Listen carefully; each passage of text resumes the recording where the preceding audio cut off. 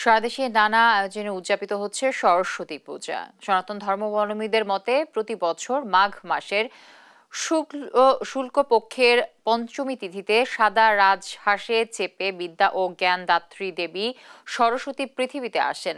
জ্ঞানের আলো ছড়াতে 1 বছর পর আবারও এসেছেন বিদ্যা দেবী সরস্বতী।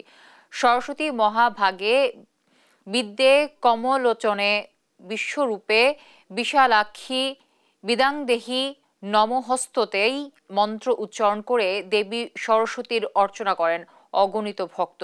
অজ্ঞতার অন্ধকার দূর করতে কল্যাণময়ী দেবীর চরণে প্রণতি জানান তারা। সারা দেশের মন্দির ও গুরুত্বপূর্ণ শিক্ষা প্রতিষ্ঠানে পূজা ছাড়াও অন্য অনুষ্ঠান মালায় ছিল পুষ্পাঞ্জলি প্রদান, প্রসাদ বিতরণ, ধর্মীয় আলোচনা সভা, সাংস্কৃতিক অনুষ্ঠান, সন্ধ্যা আরতি, আলোকসজ্জা সহ বিভিন্ন কিছু।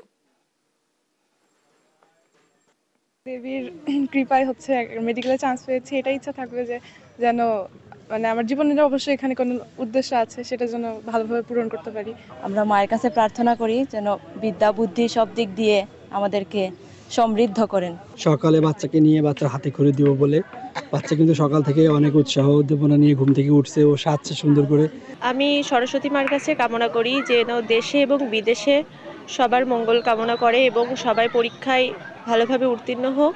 মা আমাদের সবাইকে আশীর্বাদ এবং সবাইকে বিদ্যা বুদ্ধিতে ভরপুর করে দিক।